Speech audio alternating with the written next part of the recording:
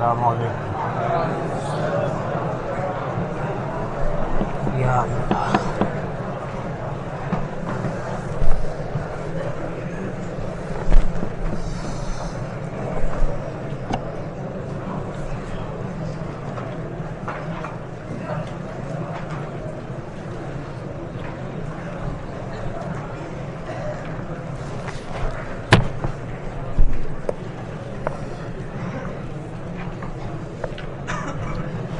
بسم اللہ الرحمن الرحیم۔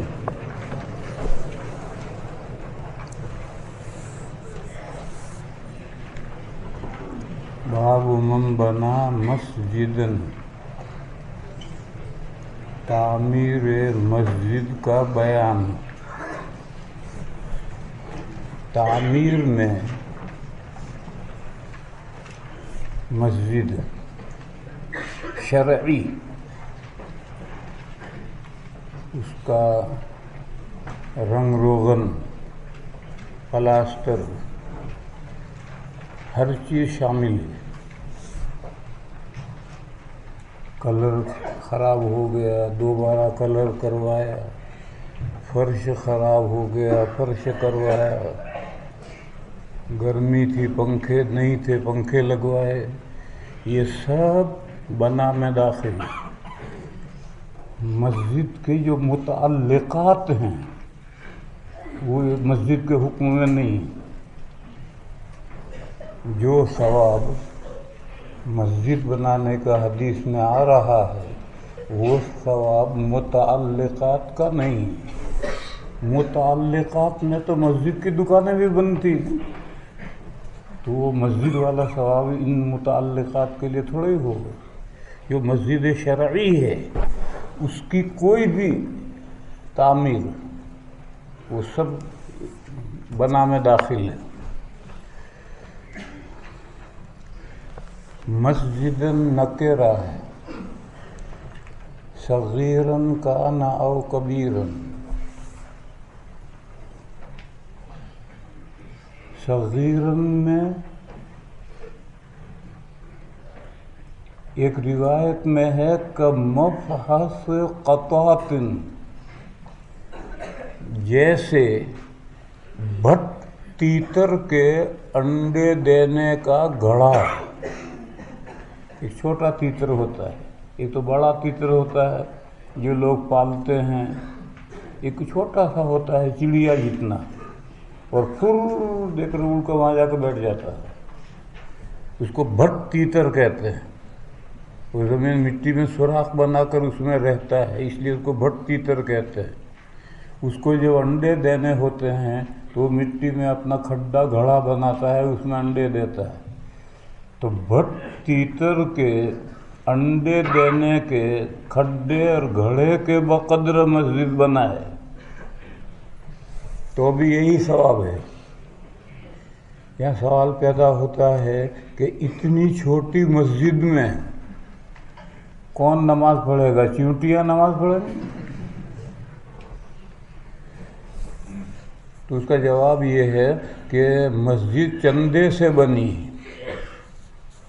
اور ایک آدمی کے چندے میں 10 روپے اس نے دیے، 50 روپے دیے، تو مسجد جب تقسیم ہوگی چندہ دینے والوں پر تو اس 50 روپے والے کے حصے میں بھٹ تیتر کے انڈے کے بقدر ہی آئے گا۔ یعنی اتنا چھوٹا تعاون کرے، صغیرن کا یہ مطلب ہے کہ اتنا چھوٹا تعاون کرے مسجد کے بنانے میں، اس کے لیے بھی وہ ثواب ہے جو حدیث میں آ رہا ہے۔ باب من بنا مسجدا، یہ جو میں نے بات کہی ہے اس کا حوالہ کچھ نہیں کہ یہ ثواب مسجد شرعی عبادت کی جو جگہ ہے اس کے بنانے کا ثواب ہے۔ جو مسجد کے متعلقات ہیں، بیت الخلاء ہے، غسل خانہ ہے، وضو خانہ ہے، دکانیں ہیں، سب ہے، اس کا یہ ثواب نہیں ہے۔ یہ جو بات میں نے کہی ہے یہ میری بات ہے، اس کا حوالہ تمہیں کچھ نہیں ملے گا۔ وَبِهِ قَالَ حَدَّثَنَا، اچھا اس کا برعکس کہ نہیں، سارے متعلقات کا بھی یہی ثواب ہے، اس کا بھی حوالہ نہیں ملے گا۔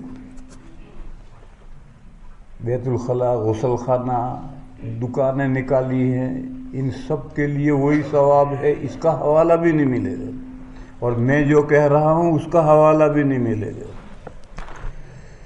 وَبِهِ قَالَ حَدَّثَنَا يَحْيَى بْنُ سُلَيْمَانَ قَالَ حَدَّثَنَا ابْنُ وَهْبٍ قَالَ أَخْبَرَنِي عَمْرٌ أَنَّ بُكَيْرًا حَدَّثَهُ أَنَّ عَاصِمَ بْنَ عُمَرَ بْنَ قَتَادَةَ حَدَّثَهُ أَنَّهُ سَمِعَ عُبَيْدَ اللَّهِ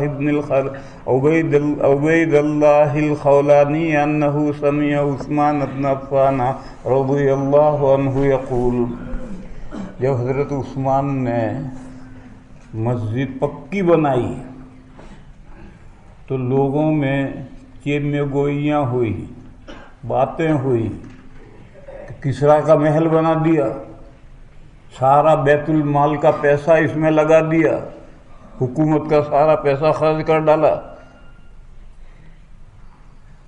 تو حضرت عثمان نے تقریر کی اور پہلی بات تو یہ بتائی کہ اس مسجد کی تعمیر میں نے حکومت کا ایک پیسہ نہیں لگایا، میں نے اپنی جیب سے یہ مسجد بنائی۔ جیسے آج کل حرمین شریفین میں سعودیہ کا جو بادشاہ ہوتا ہے وہ اربوں کھربوں ڈالر خرچ کرتا ہے، وہ حکومت کا پیسہ نہیں ہوتا ہے، اس کا اپنا ذاتی پیسہ ہوتا ہے، اسی لیے اس کو خادم الحرمین کہتے ہیں۔ تو حضرت عثمان نے فرمایا کہ میں نے اپنا ذاتی پیسہ لگایا ہے، حکومت کا کوئی پیسہ نہیں لگایا۔ دوسری بات یہ فرمائی کہ میں نے یہ مسجد جو شاندار بنائی ہے تو وہ اس حدیث شریف پر عمل کرنے کے لیے بنائی ہے۔ پھر حدیث شریف سنائی، یقول عند قول الناس فیہ، حضرت عثمان کی شان میں جو لوگوں نے چیمے گوئیاں کی اس سلسلے میں، حین بنا مسجد الرسول صلی اللہ علیہ وسلم، حضرت عثمان نے کیا فرمایا؟ انکم اکثرتم، آپ لوگوں نے بہت اعتراضات کیے، وانی سمعت رسول اللہ صلی اللہ علیہ وسلم یقول من بنا مسجدا، ان دونوں کا مطلب میں نے سمجھا دیا، بنا تعمیر کرے۔ یہاں ایک سوال ہے،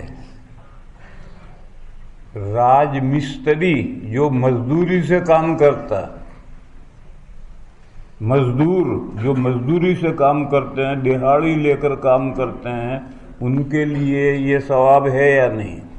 علامہ عینی رحمۃ اللہ علیہ نے لکھا ہے کہ ان کے لیے یہ ثواب نہیں ہے، البتہ اگر وہ اخلاص سے بامید ثواب راج مستری مزدور کام کریں گے تو ان کو کچھ نہ کچھ ثواب ملے گا، یعنی دہاڑی تو ملی ان کو، دہاڑی کے علاوہ بھی ان کو ثواب ملے گا، اس شرط کے ساتھ کہ وہ اخلاص سے اور ثواب کی امید سے کام کریں تو کچھ نہ کچھ ثواب ملے گا۔ حدیث میں جو ثواب ہے وہ نہیں ملے گا، یہ علامہ عینی نے شرح بخاری میں لکھا ہے۔ تو بنا کے معنی میں نے بتا دیے، مسجد عام ہے، نکرہ ہے، چھوٹی ہو یا بڑی ہو، اس کا بھی میں نے مطلب بتا دیا۔ من بنا مسجدا قال بکیر حسبت انہ قال یبتغی بہ وجہ اللہ، چاہتا ہے وہ مسجد بنانے کے ذریعے اللہ کے چہرے کو، یعنی اللہ کی خوشنودی حاصل کرنے کے لیے مسجد بنائی۔ بکیر کہتے ہیں کہ اس حدیث میں یہ جملہ بھی مجھے یاد پڑتا ہے، حسبت میرا گمان ہے، یعنی مجھے یاد پڑتا ہے کہ جو حدیث میں یہ جملہ بھی ہے، اور ہے ان کو تو شک ہے، یقین نہیں ہے، باقی دوسرے راویوں کے یہاں یہ جملہ ہے۔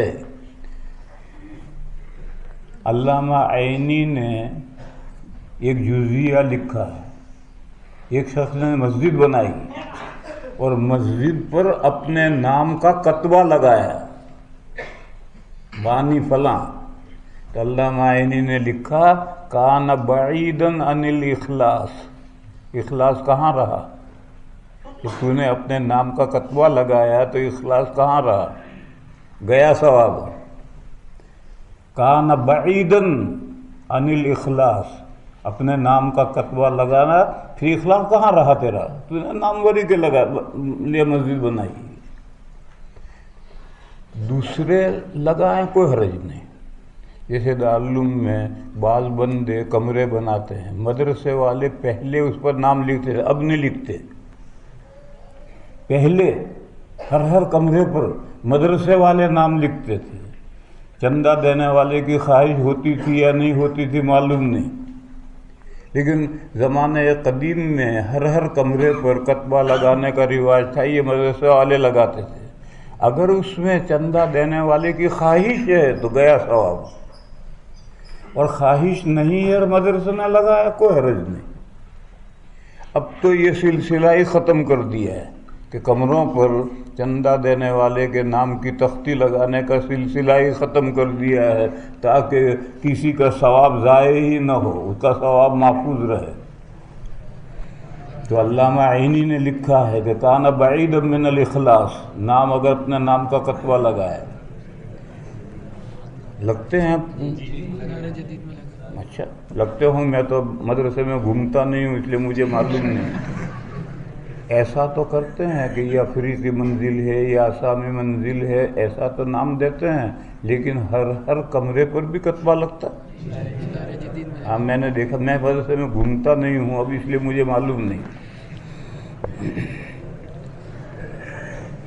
بنى اللہ لہ مثلہ فی الجنت، یہ مثلیت بنا میں ہے، مبنا میں نہیں۔ مثلیت بنا میں ہے، بندے نے اللہ کے لیے گھر بنایا، اللہ نے جنت میں اس کے لیے گھر بنایا۔ مبنے میں مثلیت نہیں ہے کہ جیسا جتنا اس نے بنایا ایسا اتنا جنت میں اللہ گھر بنائیں گے، مبنا میں مثلیت نہیں۔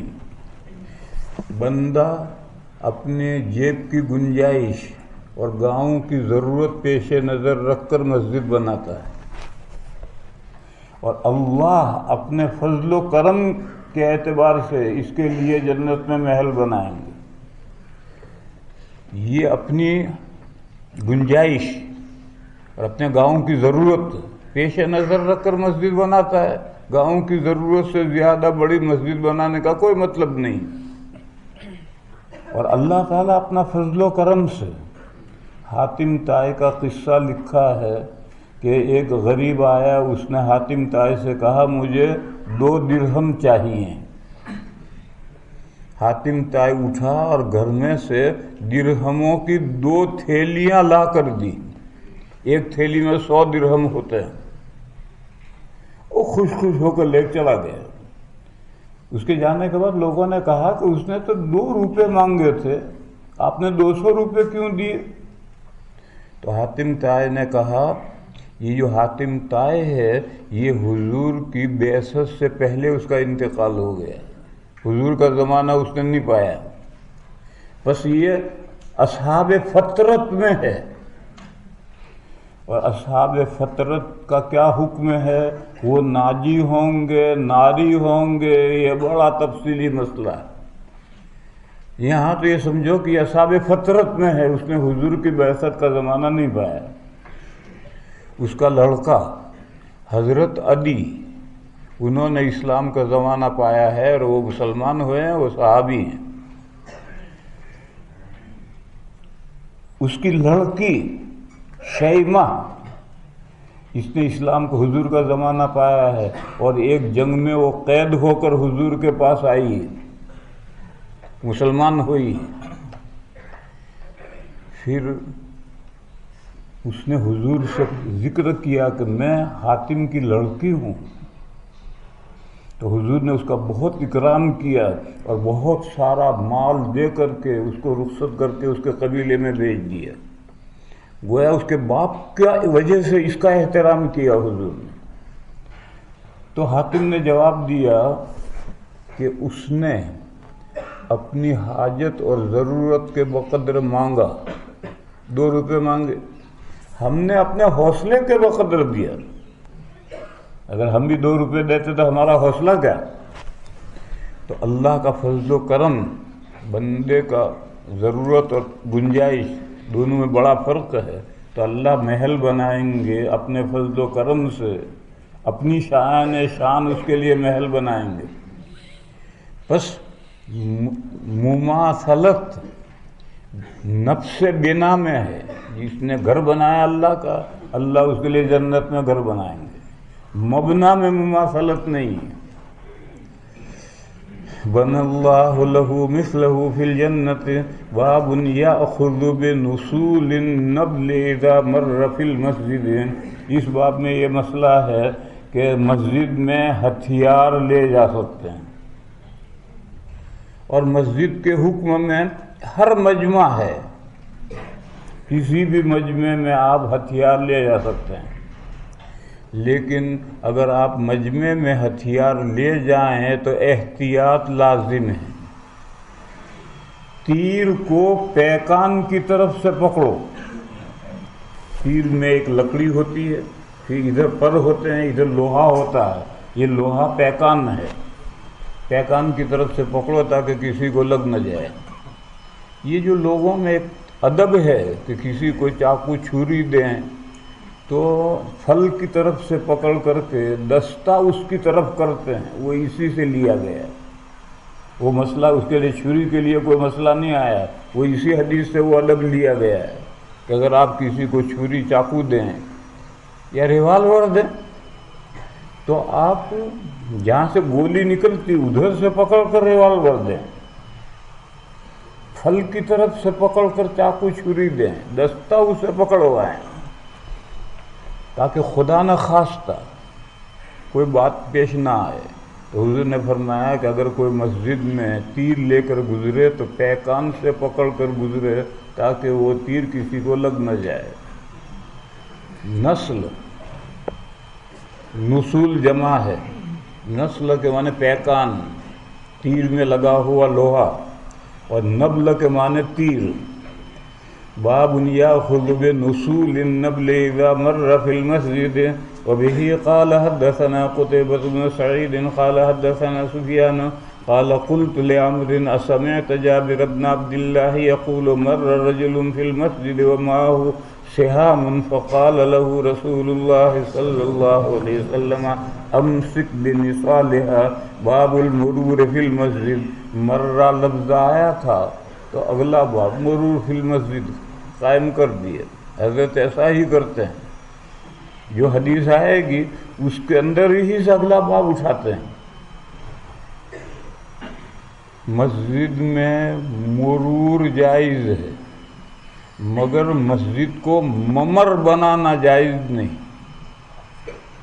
گزرگاہ، ممر گزرگاہ بنانا جائز نہیں، لیکن کبھی ضرورت ہو ایک طرف سے دوسری طرف چلا جائے تو گزر سکتا ہے، مرور جائز ہے۔ مسجد کو ممر بنانا، راستہ بنانے کی ممانعت ہے۔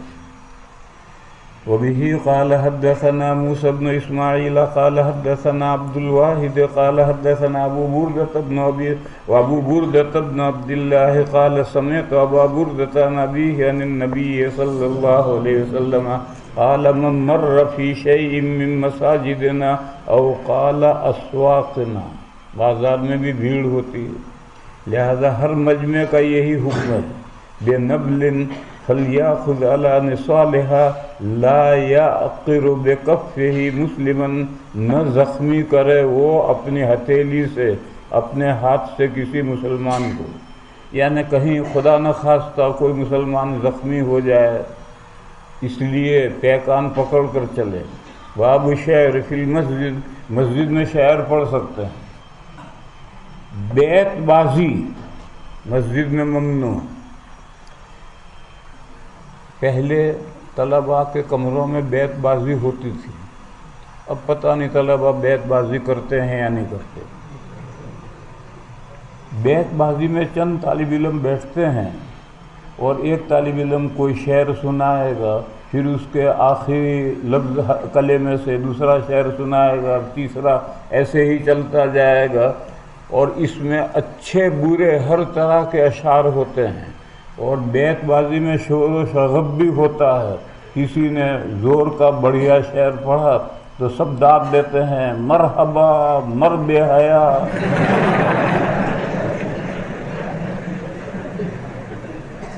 بس یہ چیز مسجد میں مناسب نہیں ہے، لیکن کوئی سبق میں یا وعظ میں شعر پڑھے یا اچھا اشعار پڑھے، جیسے حمد ہے، نعت ہے، یا جیسے حضرت حسان مکہ کے مشرکین جو حضور کی اور مسلمانوں کی برائی کرتے تھے اشعار میں، وہ اشعار پہنچتے تھے یہاں تو حضرت حسان اس کا جواب دیتے تھے، اور وہ جوابی اشعار حضور کی موجودگی میں مسجد نبوی میں تمام نمازیوں کے سامنے حضرت حسان وہ اشعار پڑھتے تھے.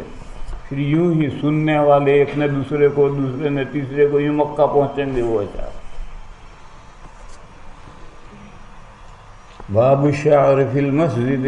وبه قال حدثنا ابو اليمان الحكم بن نافع قال اخبرنا شعيب عن الزهري قال اخبرنا ابو سلمة بن عبد الرحمن بن عوف انه سمع حسان بن ثابت الانصاري يستشهد.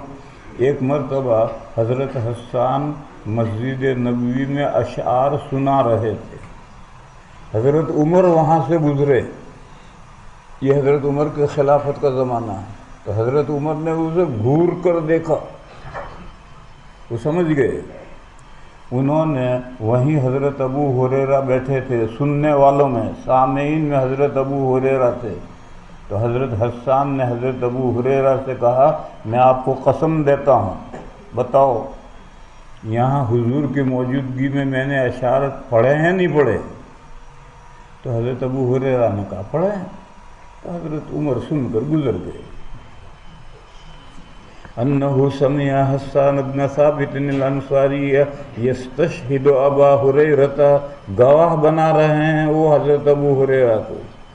انشدک اللہ، میں آپ کو اللہ کی قسم دیتا ہوں. هل سمعت النبی صلی اللہ علیہ وسلم یقول یا حسان اجب عن رسول اللہ صلی اللہ علیہ وسلم، مکہ والوں کے اشعار کا جواب دو. اللہم ایدہ بروح القدس، یہ دعا بھی حضور نے مجھے دی ہے. قال نعم. باب اصحاب الحراب فی المسجد. حراب ایک چھوٹا سا نیزہ ہوتا ہے،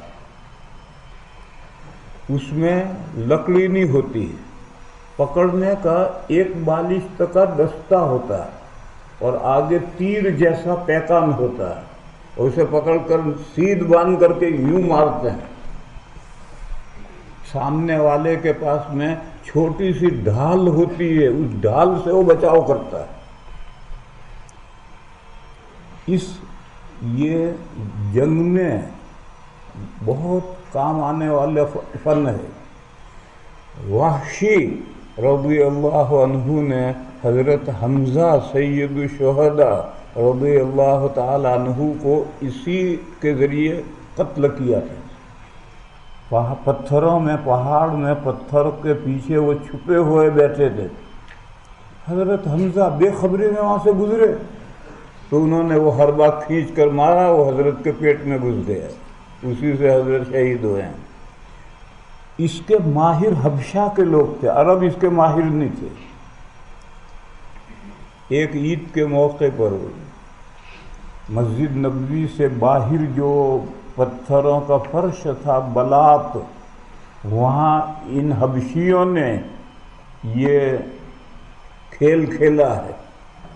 دونوں پارٹیاں ہیں، ایک مارے گا حربہ، دوسرا ڈھال سے بچائے گا، دوسرا مارے گا یہ بچائے گا، ہر ایک کے ہاتھ میں حربہ بھی ہوگا، ڈھال بھی ہوگی. یہ آگے صحن میں کھیلا گیا. پھر مسجد ہے، مسجد ختم ہو کر حضرت عائشہ کا کمرہ ہے، وہاں سے حضرت عائشہ نے حضور کے پیچھے چھپ کر کھڑے رہ کر یہ کھیل دیکھا. حضرت نے یہ باب بہت احتیاط سے قائم کیا ہے. دیکھو چھوٹے نیزے والے مسجد میں، بس اس آگے کچھ نہیں کہا، بہت احتیاط سے باب قائم کیا. حضرت امام مالک علیہ الرحمہ سے یہ مروی ہے کہ یہ بلاط پر کھیلا گیا تھا کھیل، مسجد کے اندر نہیں کھیلا گیا تھا، مگر حضرت مسجد شرعی اور مسجد عرفی کا فرق کیے بغیر دھڑا دھڑ ابواب قائم کر رہے ہیں۔ یہ صرف حضرت نے کیا ہے، دوسرے جو محدثین ہیں کسی محدث نے یہ ابواب نہیں قائم کی۔ جس طرح کے ابواب امام بخاری علیہ الرحمہ قائم کر رہے ہیں، یہ حدیث ہیں تو سبھی محدثین کے پاس ہیں، مگر اس طرح کے ابواب دیگر محدثین نے قائم نہیں کیے۔ باب اصحاب الحراب فی المسجد وبه قال حدثنا عبد العزيز بن عبد الله قال حدثنا ابراهيم بن سعد عن صالح بن كيسان عن ابن شهاب قال اخبرني عروة بن الزبير ان عائشة قالت لقد رأيت رسول الله صلى الله عليه وسلم يوما على باب حجرته، حضور بھی کمرے کے دروازے پر کھڑے ہو کر یہ فوجی مشق دیکھ رہے ہیں۔ اسی طرح سے صحابہ میں مناولہ تیر بازی ہوتی تھی تو اس میں بھی حضور جا کر کھڑے ہو کر دیکھتے تھے۔ پہلے اسی دارالعلوم میں عصر کے بعد جب طلباء کبڈی کھیلتے تھے تو اساتذہ بھی آ کر کھڑے ہو کر دیکھتے تھے۔ اب زمانہ بدل گیا، اب نہیں دیکھتے اساتذہ، کیوں؟ طالب علم ننگے ہو جاتے ہیں کبڈی کھیلتے ہو۔ پہلے اس یہ نہیں تھا، پہلے بہت احتیاط سے کھیلتے تھے۔ میں نے تو وہ دور نہیں دیکھا، مجھ سے پہلے اساتذہ باقاعدہ عصر کے بعد کبڈی دیکھتے تھے آ کر طلباء کی۔ تو حضور خود بھی دیکھ رہے ہیں اس کھیل کو۔ جتنا زمانہ آگے گزرتا صورتحال بگڑتی چلی جاتی ہے۔ اب اگر کہیں طلباء کھیلتے ہوں تو ہم راستہ بدل کر چلتے ہیں، اس جگہ سے ہی نہیں گزرتے ہم۔ کیوں؟ بے تمیزی، اب طلباء کے کھیلوں میں بے تمیزی آ گئی، پہلے یہ بات نہیں تھی۔ قالت لقد رأيت رسول الله صلى الله عليه وسلم يوما على باب حجرتي والحبشة يلعبون في المسجد ورسول الله صلى الله عليه وسلم يسترني بردائه۔ حضرت حضور کا جو چادر اوڑھنے کی ہے وہ چادر حضور نے حضرت عائشہ کو بھی اوڑھا دی ہے۔ اب وہ حضور کی پیٹھ سے لگ کر کندھے کے اوپر سے دیکھ رہی ہے۔ یسترنی بردائه انظر الى لعبهم۔ زاد ابراہیم بن المنذر قال حدثنا ابن وهب قال اخبرني يونس عن ابن شهاب عن عروة عن عائشة قال لقد رأيت النبي صلى الله عليه وسلم والحبشة يلعبون بحرابهم۔ باب ذکر البيع والشراء على المنبر في المسجد۔ بعض چیزیں حرام اور گندی ہوتی ہیں، ان کے احکام مسجد میں بیان کر سکتے ہیں؟ مسجد میں نہیں، مسجد کے ممبر پر چڑھ کر ان کے احکام بیان کر سکتے ہیں؟ کر سکتے ہیں۔ جیسے خنزیر، شراب، سود، یہ گندی چیزیں ہیں، مگر حضور نے ان کے احکام ممبر پر سے بیان کیے ہیں۔ لہذا ایسی چیزوں کا تذکرہ کرنا احکام بتلانے کے لیے ضروری ہے، اس کے بغیر احکام کیسے بتائیں گے؟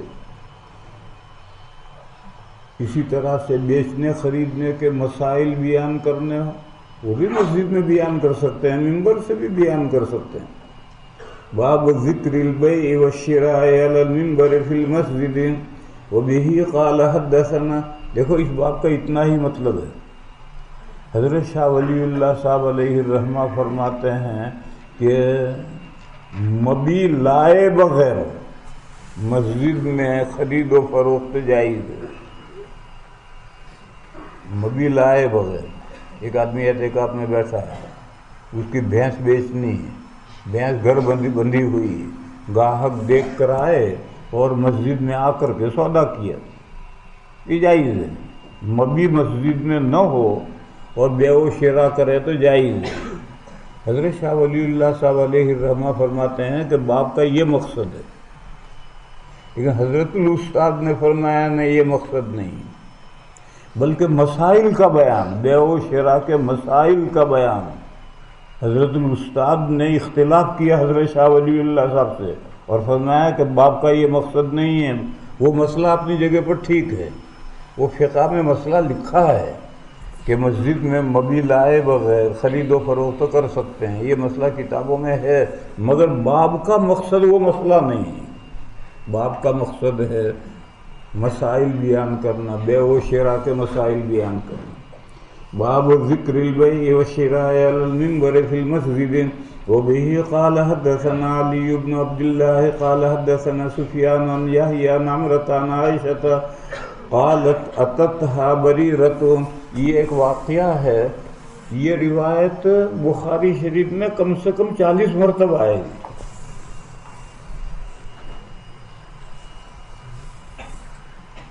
اور اتنا اختلاف ہے،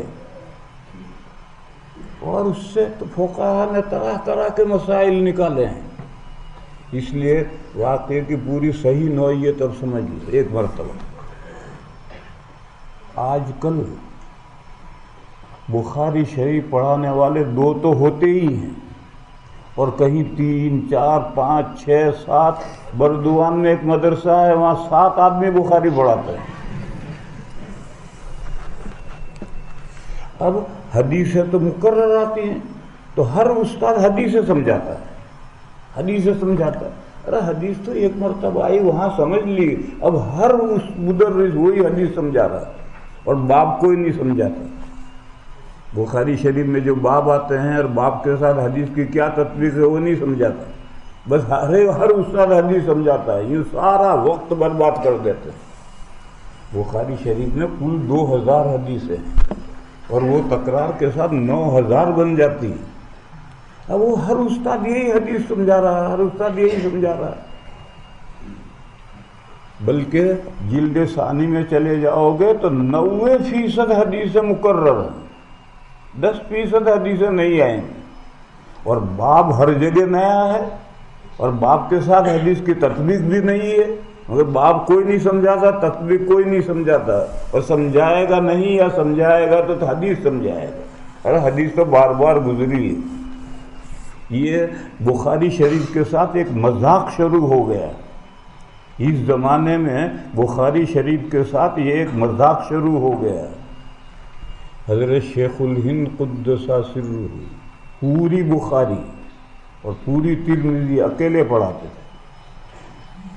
ان کے بعد حضرت علامہ کشمیری آئے، وہ بھی پوری بخاری اور پوری ترمذی اکیلے پڑھاتے تھے۔ اس کے بعد حضرت مدنی قدس سرہ آئے، وہ پوری بخاری اور پوری ترمذی پڑھاتے تھے۔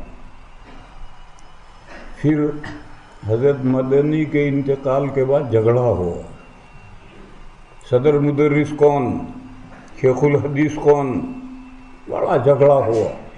تو پھر مجلس شورا نے بخاری شریف حضرت علامہ فخر الدین کو دے دی، اور صدر مدرس علامہ ابراہیم صاحب کو بنا کر ترمذی ان کو دے دی۔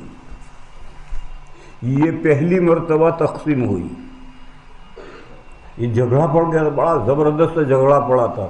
یہ میری طالب علمی سے پہلے کا ہے۔ جب حضرت مدنی قدس سرہ کا انتقال ہوا تو میں مظاہر میں شرح جامی پڑھتا تھا، میں بھی دیوبند میں نہیں آیا تھا، اس سے پہلے کا یہ جھگڑا ہے کہ صدر مدرس کون، شیخ الحدیث کون، دونوں چیزیں ساتھ ساتھ ہوتی تھی، اور بخاری اور ترمذی دونوں کتابیں ہیں، صدر مدرس اور شیخ الحدیث ہی پڑھاتا تھا۔ حضرت شیخ الہند سے یہی چلا رہا تھا، مگر اب جھگڑا پڑ گیا، تو مجلس شورا نے حضرت مولانا فخر الدین صاحب رحمۃ اللہ علیہ کو شیخ الحدیث بنا کر بخاری شریف پوری ان کو دے دی، اور حضرت علامہ ابراہیم کو صدر مدرس بنا کر ترمذی شریف ان کو دے دی۔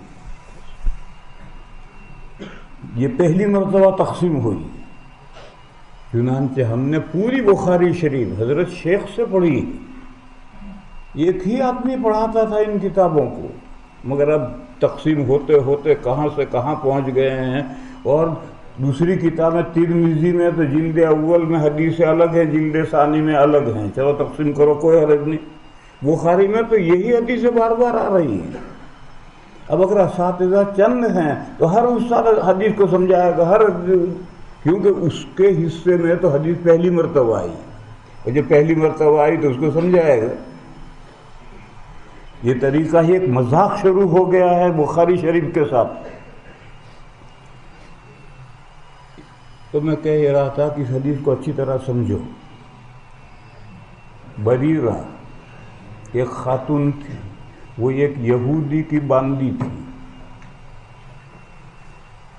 اور فتح الرقاب کا وظیفہ جانتی تھی۔ جس کو یہ وظیفہ معلوم ہوتا ہے اس کے پاس گھر بیٹھے بیٹھے ہدیے آتے ہیں۔ اس کو ہدیے حاصل کرنے کے لیے ملک میں سفر نہیں کرنا پڑتا، گھر بیٹھے بیٹھے ہدیے آتے ہیں۔ فتح الرقاب کا وظیفہ جن کو یاد ہوتا ہے، ایسا وظیفہ ہے وہ کوئی نہیں۔ تو یہ بندی، اس پر بہت فتوحات ہوتی تھی، لوگ اس کو ہدیے دیتے تھے۔ اس نے اپنے آقا یہودی آقا سے کتابت کی 9 اوقیہ پر، ایک اوقیہ 40 درہم کا ہوتا ہے، اور 9 اوقیہ ہر سال ایک قسط دینی ہے، گویا 9 سال کے بعد آزاد ہوگی۔ تو آزاد تو 9 سال کے بعد ہوگی، لیکن جب کتابت ہو گئی تو وہ فی الجملہ آزاد ہو گئی۔ ملک تو مولا کی رہی، لیکن تصرف کے اعتبار سے آزاد ہو گئی۔ اتنی آزادی تو مل گئی، اب مولا اس سے صحبت نہیں کر سکتا، اب مولا اس سے گھر کا کام نہیں لے سکتا، مالک ہے مگر تصرف کے اعتبار سے وہ آزاد ہو گئی۔ تو انہوں نے 9 اوقیہ پر اپنے آقا سے کتابت کر لی۔ اب ایک عورت کہاں سے پیسے لائے؟ تو جب پہلی قسط ادا کرنے کا وقت آیا تو بریرہ حضرت عائشہ کے پاس آئی۔ جب انہوں نے کتابت کر لی تو اب تو تصرف کے اعتبار سے آزاد ہو گئی، تو حضرت عائشہ کے پاس آنے لگی پڑھنے کے لیے۔ حضرت عائشہ کے پاس پڑھنے کے لیے آتی تھی، اور طالب علم استاد کا مزاج سمجھ لیتا ہے۔ حضرت عائشہ بہت سخی تھی، حضرت عائشہ بہت سخی تھی۔ تو جب پہلی قسط ادا کرنے کا وقت آیا تو حضرت عائشہ کے پاس تعاون کے لیے آئی کہ میری کچھ مدد کرو، مجھے پہلی قسط بھرنی ہے۔ تو حضرت عائشہ نے اس سے کہا تو تیرے آقا سے بات کر، تیرا آقا یہ بدل کتابت جو ہے 9 اوقیہ، اس 9 اوقیہ میں مجھے بیچ دے تو اس کا فائدہ ہے، میں 9 اوقیہ ایک ساتھ اسے دے دوں گی، تو اس کو ساری رقم 9 سال میں جو رقم ملے گی وہ ایک ساتھ مل گئی، اس کا فائدہ ہے۔ اور تیرا فائدہ یہ ہے کہ تو 9 سال کے بعد آزاد ہوگی، تو آج آزاد ہو جائے گی، یا تو بات کر۔ اس نے جا کر آقا سے بات کی۔ اب کیا ہو، طریقہ کیا ہے کہ یہ مکاتب اپنے آپ کو کتابت سے عاجز کرے گا، دونوں ہاتھ اٹھا لے گا، میں کتابت سے بری ہوتا ہوں۔ اب وہ مکمل غلام بن گیا، ملکیت کے اعتبار سے بھی، تصرف کے اعتبار سے، اب مولا اسے بیچ سکتا ہے۔ تو یہ کہا، انہوں نے بات کی کہ آپ مجھے بیچ دیں، میں کتابت سے اپنے آپ کو عاجز کر دوں اور آپ مجھے بیچ دیں حضرت عائشہ کے ہاتھ، اور آپ کی جو بدلے کتابت کی رقم ہے وہ حضرت عائشہ ساری آپ کو ایک ساتھ دے دیں گے۔ تو اس کے منہ میں پانی آ گیا، کیوں 9 سال کے بعد جو رقم ملنی تھی وہ آج ایک ساتھ ملے گی۔ مگر پھر ایک اندیشہ آیا کہ بریرہ کو ہدیے تو بہت ملتے ہیں، پر جب یہ مرے گی تو بڑی مالدار ہوگی، اور غلام باندی جب آزاد ہو کر مرتے ہیں ان کے اگر ذوی الفروض یا اسباب نسبی نہ ہوں تو پھر میراث اسباب سببی کو ملتی ہے، آزاد کرنے والے کو ملتی ہے۔ اب خریدیں گی تو حضرت عائشہ اور آزاد کریں گے حضرت عائشہ، تو میراث حضرت عائشہ کو ملے گی۔ اس کے ہاتھ کیا آئے گا؟ کچھ بھی نہیں۔ تو اس نے کہا میں تجھے بیچنے کے لیے تیار ہوں، حضرت عائشہ کے ہاتھ بیچنے کے لیے تیار ہوں، مگر میری ایک شرط ہے کہ وہ تجھے آزاد کریں گی تو تیری ولا میراث مجھے ملے گی۔ یہ شرط حضرت عائشہ منظور کریں تو میں بیچ دوں تجھے۔ انہوں نے آ کر حضرت عائشہ سے کہا کہ وہ بیچنے کے لیے تیار ہے، مگر یہ شرط لگاتا ہے کہ آپ جب آزاد کریں تو آزاد کرنے سے، اعتاق سے جو میراث کا حق موتق کے لیے ثابت ہوگا، ولا ثابت ہوگی، وہ ولا آپ کو ملنے کے بجائے اسے ملے۔ تو حضرت عائشہ نے کہا مجھے تیری ولا سے کیا لینا ہے؟ پھر حضور تشریف لائے تو انہوں نے حضور سے، حضرت عائشہ نے پوچھا کہ میں بریرہ کو خریدنا چاہتی ہوں اور اس کا آقا یہ شرط لگاتا ہے۔ تو حضور نے فرمایا تم اس چکر میں مت پڑو، تم خریدو، خرید کر آزاد کرو، جو آزاد کرے گا ولا اسی کو ملے گی۔ پھر حضور نے تقریر فرمائی اور یہ فرمایا کہ کیا بات ہے، لوگ ناجائز شرطیں لگاتے ہیں جو اللہ کی کتاب میں نہیں ہیں، یعنی ناجائز شرطیں لگاتے ہیں۔ مسئلہ سن لو، ولا اسی کو ملے گی جو آزاد کرے گا۔ دوسرا، 1000 شرطیں بھی اپنے لیے لگائے اس کو ولا نہیں ملے گی۔ اب اس میں خاص پوائنٹ جو یاد رکھنے کا ہے وہ یہ ہے کہ ولا کی شرط یہودی کے لیے یہ شرط اعتاق میں ہے، بے میں نہیں، کیونکہ بے کا تو مقتضا ہی ولا نہیں۔ کوئی ضروری ہے کہ حضرت عائشہ خریدنے کے بعد آزاد کریں؟ تو کوئی ضروری نہیں۔ بے کا مقتضا ہی ولا نہیں، ولا تو اعتاق میں ہے، بس وہ اعتاق میں شرط لگوا رہا ہے۔ اب قاعدہ سنو، معاملات 2 قسم کے ہیں، ایک وہ یمین ہیں، ایک بویو ہیں۔ یمین وہ ہیں کہ تیر نکل گیا، ریوس نہیں آ سکتا، تیر واپس نہیں آ سکتا، ایسے تمام عقود یمین کہلاتے ہیں جن میں اقالہ نہیں ہو سکتا۔ نکاح ہے، طلاق ہے، اعتاق ہے، رجعت ہے، بہت سارے ہیں، ان میں ایجاب ہو گیا، اب وہ سوری کچھ نہیں، ہو گیا، تیر نکل گیا۔ اعتاق ایمان میں سے ہے۔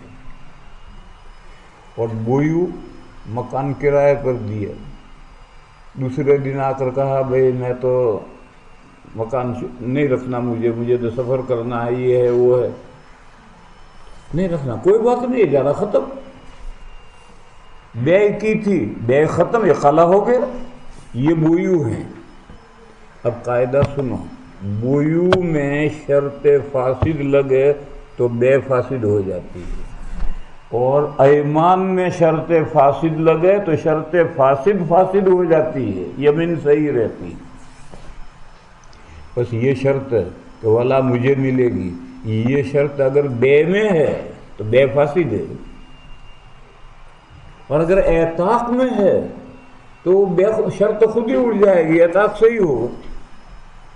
اس حدیث میں اصل یاد رکھنے کی بات یہ ہے کہ یہ جو یہودی شرط لگا رہا ہے یہ بے میں شرط نہیں ہے، اعتاق میں شرط ہے۔ بے میں شرط اس لیے نہیں کہ بے کا تو مقتضا ولا ہے ہی نہیں، ولا تو اعتاق کے ذریعے بات ثابت ہوتی ہے، اور اعتاق یمین میں سے ہے، اس میں شرط فاسد لگائی جائے گی تو شرط خود اڑ جائے گی۔ بے میں شرط نہیں ہے، اگر بے میں شرط مانو گے تو پھر بے فاسد ہوگی۔ بس یہ ایک خاص نقطہ یاد رکھ کر کے یہ حدیث بار بار آئے گی، پڑھتے رہیے۔ قالت اتتها بریرۃ تسألها فی کتابتها، اپنی کتابت میں یعنی پہلی قسط ادا کرنے میں تعاون حاصل کرنے کے لیے حضرت عائشہ کے پاس آئیں۔ فقالت ان شئت آتیت اہلک، یعنی ساری رقم 9 اوقیہ میں ایک ساتھ دے دوں، وَيَكُونُ الْوَلَاءُ لِي۔ اب اس روایت میں یہ لفظ آ گیا، آگے خود بخاری میں روایت آئے گی، جب یہودی نے ولا کی شرط لگائی تو حضرت عائشہ نے کہا مجھے ولا سے کیا لینا دینا ہے، مگر روایت بالمعنی ہو کر کچھ کے کچھ الفاظ ہو جاتے ہیں تو مسئلہ الجھ کر رہ جاتا ہے۔ وَيَكُونُ الْوَلَاءُ لِي وَقَالَ أَهْلُهَا إِن شِئْتِ آتَيْتِهَا مَا بَقِيَ، یہ بھی نہیں ہے ابھی تو اس نے بدلے کتابت ادا ہی نہیں کیا تھا، پہلی ہی قسط بھرنے کا وقت آیا تھا۔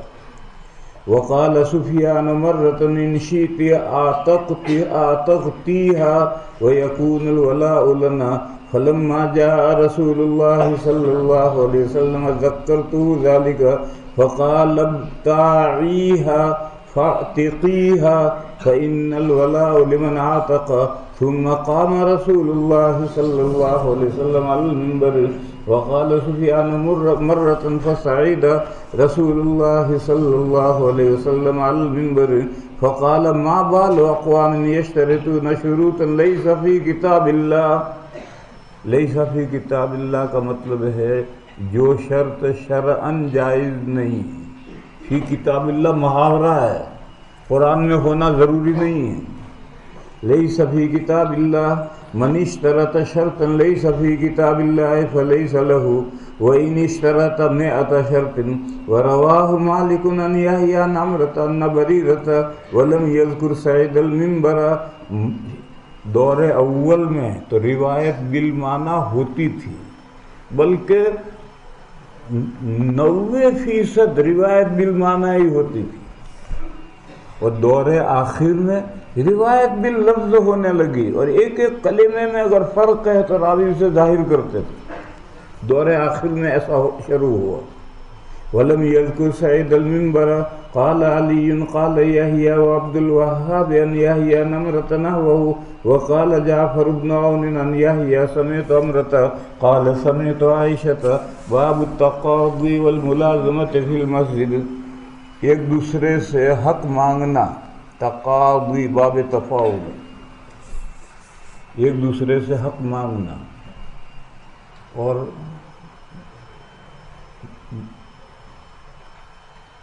مقروض کے ساتھ ساتھ سائے کی طرح لگے رہنا، ملازمت لازمہ، ملازمتن کے معنی ہے قرض خواہ، مقروض کے ساتھ سائے کی طرح لگا رہے، ہر وقت میرے پیسے لا، میرے پیسے لا۔ یہ دونوں باتیں مسجد میں جائز ہیں یا نہیں؟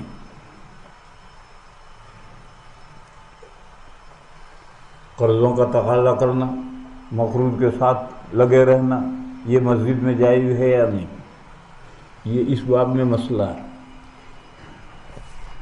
پہلے ایک مسئلہ اصول حدیث میں ایک مسئلہ ہے کہ ایک راوی، اس کی ایک مروی عنہ سے ملاقات ہوئی اور اس نے 1-2 حدیثیں سنائی اور روایت کی، جائز ہے، لیکن اعلیٰ درجے کا راوی وہ ہے جو استاد کے ساتھ ملازمت رہی ہے، جو استاد کے ساتھ سائے کی طرح لگا رہا ہو۔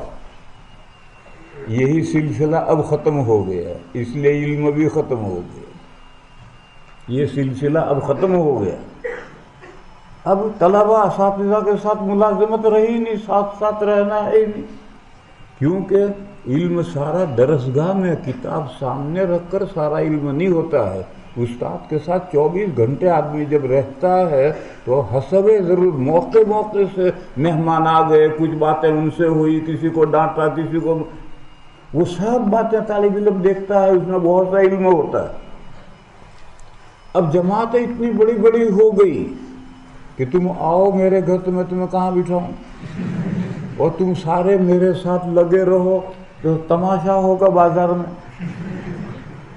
نتیجے میں دوری ہوتی ہوتی یہاں تک گئی کہ ہمارے اور تمہارے درمیان میں تپائیاں آ گئی۔ اب ہم تپائیوں کو پڑھاتے ہیں، تمہیں نہیں پڑھاتے۔ اب ہم تپائیوں کو پڑھاتے ہیں، تمہیں نہیں پڑھاتے۔ درسگاہ میں ایک طالب علم ہے، ایک نہیں ہے، ہمیں کیا پتا ہے یا نہیں، تپائیاں رکھی ہیں تو ہم پڑھائیں گے۔ اب ہم تپائیوں کو پڑھاتے ہیں، طلباء کو نہیں پڑھاتے۔ طالب علم سبق میں ہے، ہمیں کوئی بحث نہیں ہے، ہمیں کوئی بحث نہیں۔ درسگاہ میں تپائیاں رکھی ہیں، ہم آ کر سبق پڑھا دیں گے، یوں علم ختم ہو گئے۔ ورنہ پہلے ملازمت تھی، 24 گھنٹے استاد کے ساتھ سائے کی طرح سے طلباء لگے رہتے تھے، اور لگے ہی نہیں رہتے تھے۔ کھیت ہے استاد کا، تو یہ کھیتی بھی یہی طلباء کریں گے، استاد اور طالب علم سب جا کر ہل بھی چلائیں گے، اناج بھی ڈالیں گے، پیداوار ہوگی اور سب کھائیں گے۔ استاد بھی، شاگرد بھی، سبھی کھاتے تھے۔ مدرسے تو تھے نہیں۔ یہ جو مدرسے قائم ہوئے اور انہوں نے طلباء کی معاش کا انتظام کیا، اس کا نقصان یہ پہنچا کہ اب طلباء استاد کے محتاج رہے نہیں۔ پہلے استاد ہی کھلاتا تھا، اور استاد کے کھیت میں کام بھی یہی طلباء کرتے تھے۔ اب وہ احتیاج استاد کی نہیں رہی، مدرسوں نے انتظام معاش کا کر دیا، تو استاد اور شاگردوں میں فاصلہ ہو گیا، اور فاصلے کا نتیجہ یہ ہوا کہ علم گھٹ گئے۔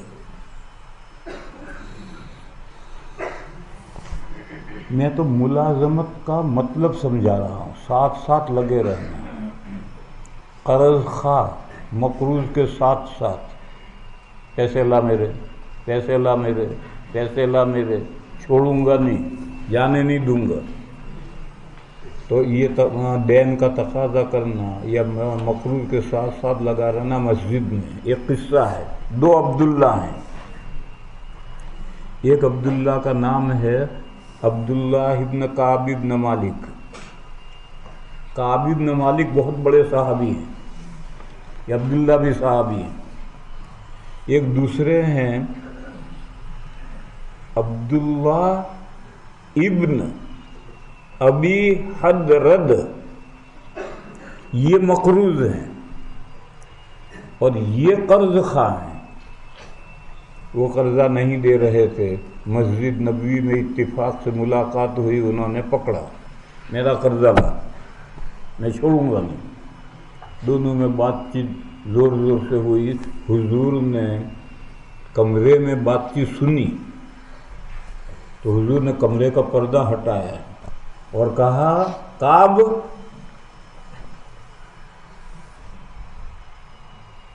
یعنی آدھا قرضہ چھوڑ دے۔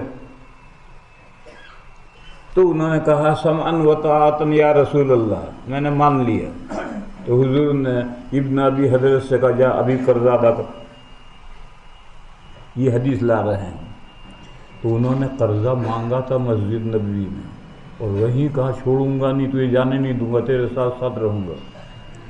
باب التقاضی والملازمة في المسجد وبه قال حدثنا عبد الله بن محمد قال حدثنا عثمان بن عمر قال اخبرنا يونس عن الزهري عن عبد الله بن كعب بن مالك عن كعب، 2 عبداللہ نہیں، حضرت کعب اور وہ عبداللہ ابن ابی حدرد، عن كعب انه تقاضى ابن ابي حدرد دينا كان له عليه في المسجد فارتفعت اصواتهما حتى سمعها رسول الله صلى الله عليه وسلم وهو في بيته فخرج اليهما حتى كشف سجف حجرته، سجف پردہ، فنادى يا كعب، قال لبيك يا رسول الله، قال ضع من دينك هذا وأومأ إليه أي الشطر، قال لقد فعلت يا رسول الله، قال قم فاقضي۔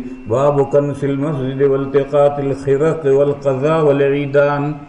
کنس کے معنی ہیں جھاڑو دینا، مکنست جھاڑو۔ التقاط کے معنی چننا، اٹھا لینا۔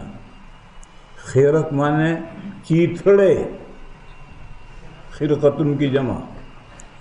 قضاء کے معنی ہے تنکے، خاشاک، تنکے۔ عیدان کے معنی ہے لکڑیاں، عود کی جمع۔ مسجد میں سے تنکا اٹھا لینا، लकड़ी उठा लेना, चीथड़ा उठा लेना और मस्जिद में झाड़ू देना, यानी मस्जिद की सफाई करना, ये मस्जिद के आदाब में से है। हम अपने घरों की सफाई करते हैं तो मस्जिद की भी सफाई ज़रूरी है। वो बांदी जिसका हार का किस्सा आया था, यौमुल विशाह मिन ताजिब रब्बिना, उसके लिए जो कुटिया बनाई थी मस्जिद के सहन में, वो मस्जिद में झाड़ू दिया करती थी। एक दिन हुजूर ने देखा कि मस्जिद में इधर उधर तिनके पड़े हुए हैं, तो हुजूर ने पूछा कि भाई वो हबशन कहाँ गई, मस्जिद में कूड़ा हो रहा। तो लोगों ने कहा या रसूलल्लाह उसका तो इंतकाल हो गया। हुजूर ने कहा मुझे क्यों नहीं बतलाया। तो साहबा ने कहा रात का वक्त था या रसूलल्लाह, अंधेरा था, 4 पैसे की औरत थी, आपको क्या तकलीफ देते। हुजूर ने फरमाया नहीं, चलो। और हुजूर साहबा को लेकर कब्रिस्तान गए और उसकी कब्र पर जाकर जनाजा पढ़ा और फरमाया कि तुम्हारी कब्रें तारीकियों से भरी रहती हैं, मेरे नमाज पढ़ने से कब्र में रोशनी पैदा होती। वो यही खातून थी जो मस्जिद में झाड़ू देती थी। बाब कंसिल मस्जिद वल्तिकातिल खिरक वल्क़ज़ा वल्ईदान वबिही क़ाल हद्दसना सुलैमान बिन हर्ब क़ाल हद्दसना हम्माद बिन ज़ैद अन साबित अन अबी राफ़ि अन अबी हुरैरा अन रसूलल्लाह अन रजुलन अस्वद औ क़ाल इम्रअतन सौदा। रावी को शक है, सही है कि वो हबशन थी। कान यकुमुल मस्जिद, यकुमो के माने नीचे लिखे यकनसु, झाड़ू देती थी मस्जिद में। फमात फसअल नबी सल्लल्लाहु अलैहि वसल्लम फक़ालू मात फ़क़ाल फला कुन्तुम आज़नतुमूनी बिही दुल्लूनी अला क़ब्रिही। ये जो आज़नतुमूनी पढ़ते हैं वहाँ एक नून तो जमा का होता है और एक नून विकाया होता है, फिर मुतकल्लिम की ज़मीर आती है। तो 2 ज़मीरें जब इकट्ठा हो जाएं तो बीच में पार्टीशन करते हैं, वो बीच में जो पार्टीशन करते हैं उसका नाम नून विकाया है। कभी इन दोनों नूनों को, जमा के नून को और पार्टीशन के नून में इदगाम भी कर देते हैं।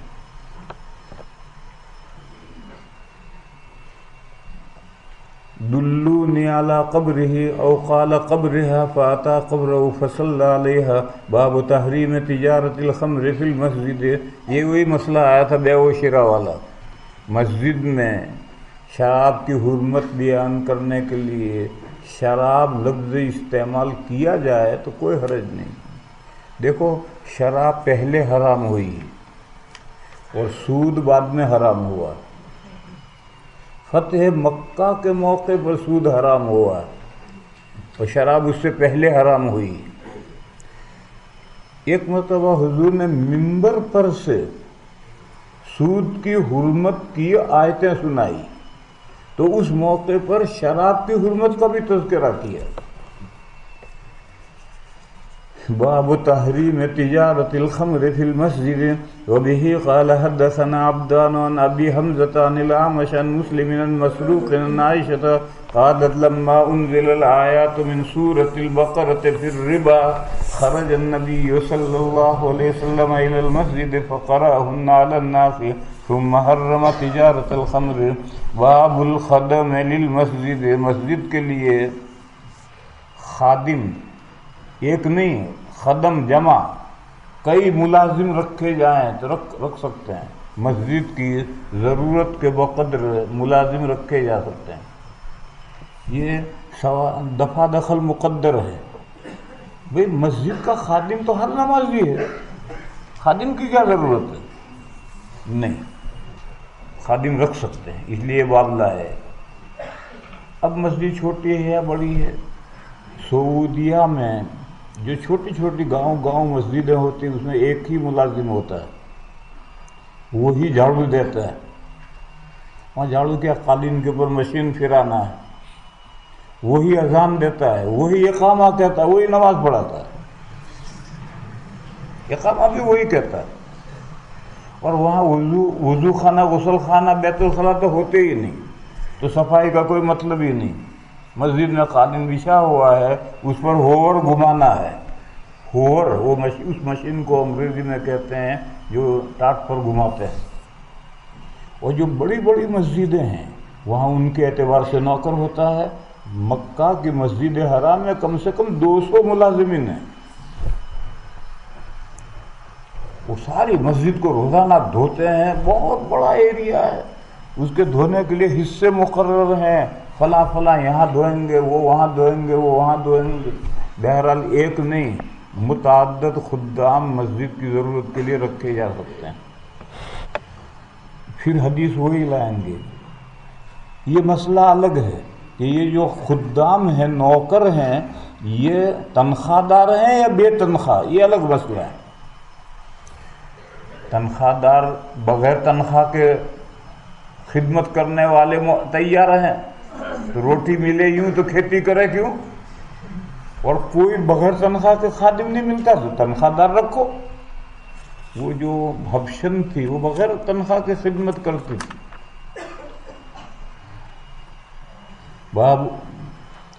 باب الخدم للمسجد، حضرت ایک آیت لا رہے ہیں. یہ مسجد کے لیے خدام رکھنے کا، نوکر رکھنے کا سلسلہ نیا نہیں. امم سابقہ میں بھی مسجد کے لیے خدام ہوتے تھے. بیت المقدس جیسے اب مسجد حرام ہے مکے میں، ایسے ہی بیت المقدس بڑی مسجد تھی. لوگ اپنی اولاد کو وقف کرتے تھے بیت المقدس کی خدمت کے لیے. حضرت مریم کی والدہ نے بھی یہی منت مانی تھی کہ جب لڑکی پیدا ہوئی تو پریشان ہوئی، کیونکہ بیت المقدس کی خدمت تو لڑکے کریں گے بڑے ہو کر، لڑکی تھوڑی کرے گی. اب منت مانی تھی، اب لڑکی پیدا ہوئی. بہرحال یہ آیت لکھ رہے ہیں، اس کی تفصیل تم جانتے ہو. کہنا یہ ہے کہ امم سابقہ میں بھی مسجد کے لیے خدام ہوتے تھے اور بغیر تنخواہ کے بھی ہوتے تھے. لوگ اپنی اولاد بیت المقدس کی خدمت کے لیے وقف کرتے تھے. وقال ابن عباس نظرت لک ما فی بطنی محررا. محررا کا کیا مطلب ہے؟ ابن عباس نے فرمایا محررا للمسجد، بیت المقدس کے لیے آزاد کروں گی. کیا کرے گا بیت المقدس میں؟ اینٹیں ڈھوئے گا، طبلہ بجائے گا؟ نہیں، یخدمہ، یہ الگ جملہ ہے. میں بیت المقدس کے لیے جو میرا بچہ پیدا ہوگا اس بچے کو بیت المقدس کے لیے میں آزاد کروں گی، یعنی وقف کروں گی، اور وہ مسجد کی خدمت کرے گا. اس آیت کو لا کر اس سے بھی یہ بتانا ہے کہ مسجد کے لیے خدام کا سلسلہ امم سابقہ میں بھی تھا. وبه قال حدثنا احمد بن واقد قال حدثنا حماد بن ثابت عن ابي رافع عن ابي هريره ان امراه او قال رجل كانت تقوم المسجد ولا اراه الا امراه. شک ہے مگر کہتے ہیں کہ میرا غالب گمان ایک عورت تھی. فذكر حديث النبي صلى الله عليه وسلم انه صلى على قبرها. باب الاسير بالغريم يربط في المسجد. قیدی مقروض مسجد کے ستون سے باندھ دے تو باندھو. یہ وہی ابواب ہیں، ابتدائی احوال اور بعد کے احوال میں فرق کیے بغیر ابواب ہیں. حضور کے زمانے میں مسجد ہی تھی اور کوئی جگہ ہی نہیں تھی، تو کسی قیدی کو باندھنا ہوتا تھا تو مسجد کے ستون سے باندھتے تھے. حضرت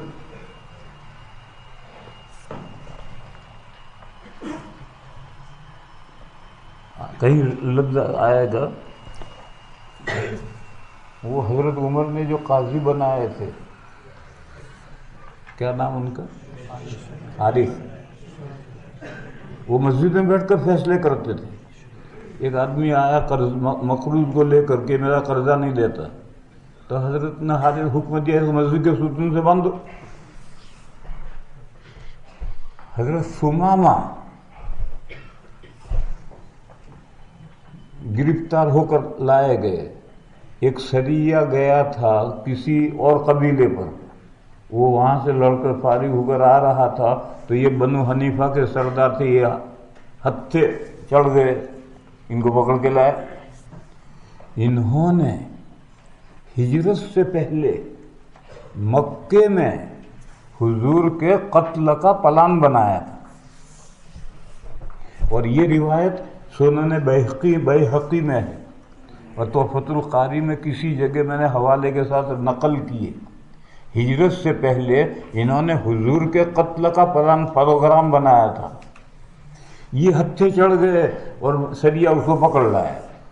ان کو مسجد نبوی میں ستون سے باندھ دیا. باندھنے کا مطلب یہ نہیں ہے کہ ایسا رسی سے جکڑ دو کہ وہ ہل بھی نہ سکے، نہیں. باندھنے کا مطلب ایک ہاتھ باندھ کر یا پیر باندھ کر کے رسی اس کو باندھ دیں گے، وہ اٹھے گا، بیٹھے گا، لیٹے گا، چاہے جا نہیں سکتا کہیں. باندھنے کا یہ مطلب ہوتا ہے. اس کو کھانا دیں گے، پینا دیں گے، رہے گا، پیشاب استنجے کے لیے لے جائیں گے. باندھنے کا یہ مطلب ہے. کہیں ایسا نہ کہ جکڑ دیا کب ہل بھی نہیں سکتا تو 3 دن ایسا اس طرح کیسے رہے گا. باندھ دیا. پہلے دن حضور گزرے اور پوچھا ما عندک یا ثمامۃ، ثمامہ تم کیا میرے بارے میں سوچ رہے ہو، میں تمہارے ساتھ کیا معاملہ کروں گا. تو انہوں نے کہا ان تقتل ذا دم، اگر آپ مجھے قتل کریں گے تو یہ خونی مجرم کو قتل کریں گے. یہ خونی مجرم ہجرت سے پہلے انہوں نے حضور کے قتل کا پلان بنایا تھا. اور اگر آپ کو مال چاہیے تو بولیے، جتنا مانگیں گے اتنا مال دوں گا. قبیلے کے سردار ہیں، ان کے مال کی کیا کمی ہے. اور اگر آپ مفت چھوڑ دیں تو زندگی پر احسان مند رہوں گا. ان کا جواب سن کر حضور آگے بڑھ گئے. دوسرے دن بھی یہی گفتگو، انہوں نے یہی جواب دیا. تیسرے دن جب گزرے اور یہی جواب دیا تو حضور نے حکم دیا ان کو کھول دو، جانے دو. کھول دیا. وہ مکہ مدینہ سے باہر ایک باغ میں گئے، نہا دھو کر آ کر اسلام قبول کیا. ان کو جو مسجد میں باندھا گیا تھا ان کو یہی مسجد کا منظر دکھانے کے لیے باندھا گیا تھا، اسلامی عبادات دکھانے ہی کے لیے باندھا گیا تھا. اور 3 دن میں روزانہ 5 نمازیں پڑھی جاتی ہیں، لوگ آتے ہیں، نمازیں پڑھتے ہیں، جاتے ہیں، یہ سب منظر دیکھنے کے لیے باندھا تھا. اور جگہ بھی نہیں تھی باندھنے کی، اور کوئی دوسری جگہ بھی نہیں تھی.